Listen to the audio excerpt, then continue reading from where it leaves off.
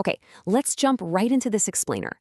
Today, we're uncovering some incredible traditional Japanese cultural rules that practically engineer wealth. And then we're going to look at how to multiply that wealth using modern investing. It's a really fascinating blend of ancient cultural discipline and modern financial strategy. We're going to see how deeply ingrained behaviors in Japan, rules that most people there follow without a second thought, can radically transform how you view your money, your debt, and your daily consumption. So we're breaking this down into a two-part formula across 6 steps. We'll cover the $11,000 debt gap, rewiring your money brain, the art of resourcefulness, community trust in debt, why saving is not enough, and finally, the step-by-step growth engine. Basically, we'll build a rock-solid financial defense first and then launch a modern financial offense. Section 1. The $11,000 debt gap, a tale of two financial cultures. This comparison brilliantly illustrates the knowledge gap we're talking about today. The average American household is carrying around 11 grand in credit card debt. But in Japan, the average household carries almost zero. Zero. And get this, it's not about how much money they make or government policies, it's entirely about culture. Here in America, we often view debt as a tool, right? A way to leverage our lifestyle. But the Japanese cultural perspective couldn't be more different.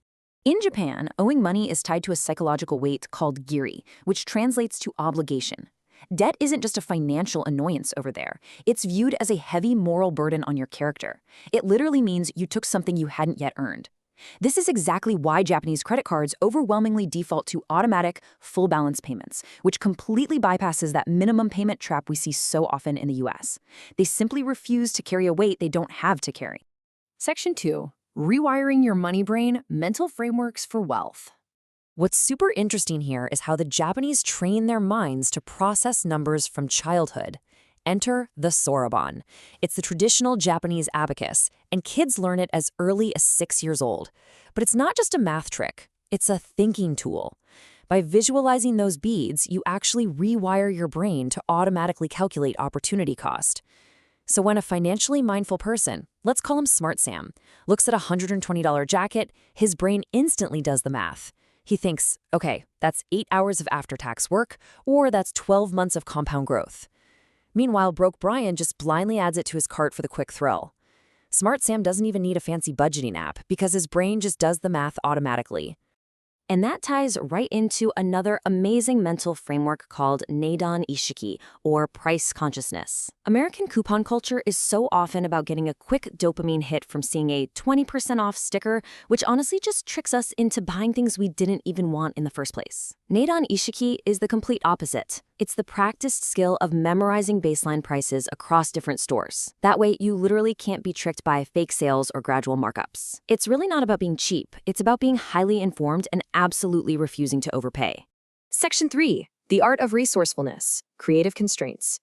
Let's look at how the Japanese save billions of dollars by actually embracing constraints instead of just buying hyper-specialized single-use gadgets.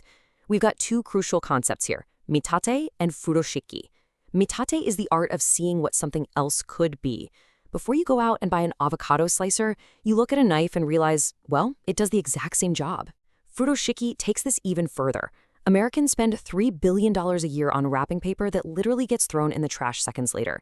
In Japan, they use a furoshiki, one beautiful, simple square cloth that works as a gift bag, a lunch carrier, a picnic blanket, you name it. It's one single item with infinite uses.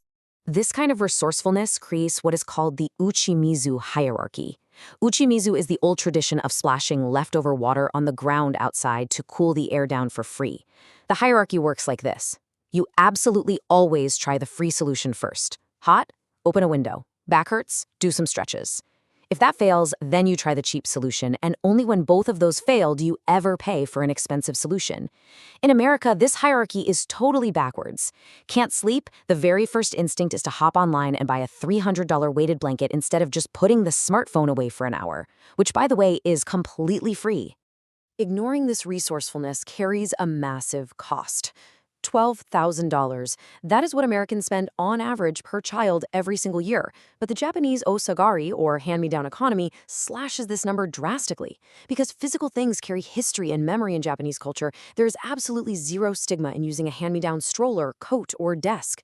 A kid gets a gently used winter jacket from a neighbor, and the $80 saved goes straight into an education fund, quietly compounding for 18 years. Section 4. Community Trust and Debt. Bypassing the banks. So we figured out how to save money, but the really crucial point here is that you don't always need a massive corporate banking institution to manage your money. Take a look at the Mujin system. This is a community savings circle where trusted neighbors or coworkers pool a fixed amount of money every month, and each month one person in the circle takes the entire pool. Zero interest, zero fees. It runs completely outside the traditional banking system. Now, Americans might find trusting their neighbors with their money a little terrifying, but they happily trust random Silicon Valley apps. The Mujin system proves that social accountability, the fear of letting down your actual community, is infinitely safer and vastly cheaper than paying some crazy 14% interest rate on a personal loan. Section 5. Why saving is not enough. The transition to growth. All right, we've built an incredible financial defense using these traditional rules, but saving alone, it's almost never going to make you wealthy. We have to transition to growth. There's this brilliant proverb that nails it perfectly. Saving money is like storing seeds in a jar. Investing is like planting those seeds in soil. Saving and investing are two totally different jobs. Savings protect your money from life's random, terrible emergencies, but investments actually grow your money. If you just leave your cash in a jar, nothing is going to happen to it. To put that into perspective, just look at this staggering math. If you save $10,000 at a typical 1% interest rate for 20 years, you end up with $12,200. Cool. But if you plant that same $10,000 into the stock market at an average historical return of 10%, it grows to $67,000. That's massive. The true wealth gap in our society isn't usually between people who save and people who spend. It is fundamentally between those who leave money in a jar and those who plant it in the market. Section 6. The step-by-step growth engine, your financial offense. Let's walk through the actual path to transition those freed-up resources into a long-term plan. The biggest barrier to investing isn't the math, you guys, it's the psychology. Investing just feels risky. So, your absolute first step is to build a 3 to 6 month emergency fund in cash. Once that's done, mentally separate your funds into two distinct buckets: safety money and growth money. Your safety money is that emergency fund. It's static, it sits there, and its only job is to protect you. Your growth money? That's your investments. It is expected and entirely allowed to fluctuate. Creating this hard mental separation dramatically reduces the anxiety of watching the stock market bounce up and down. Next up, remember that you do not need thousands of dollars to get started. You can literally start with 50 or $100. The real goal is building the habit. Skip the complicated day trading, skip the crypto speculation. Instead, focus on simple, highly diversified index funds that just track the overall market. Even Warren Buffett famously recommends low-cost index funds for almost everyone. The secret sauce is just investing consistently every single month and ignoring the dramatic news headlines. And the math behind this consistency is just wild. If you invest just $300 a month at an average 8% return over 25 years, well, check out that bottom line. You only actually contributed $90,000 out of your own pocket. But your total value, it's roughly $285,000. That means almost $200,000 of that is pure compound growth. If you stay disciplined during market drops, knowing that downturns just mean you're getting to buy shares on sale, compounding time becomes your ultimate growth engine. Ultimately, everything we've talked about today points to one profound realization. Integrating traditional Japanese savings defense, things like the Soroban mental math, Furushiki resourcefulness, and the concept of giri, with a long-term investing offense, ensures you aren't carrying a weight you simply don't have to carry. When you finance a lifestyle you can't actually afford, you are trading your literal freedom for an object. So I want to leave you with this final question to think about. Is the car truly yours if your freedom isn't? When you finally master both defense and offense,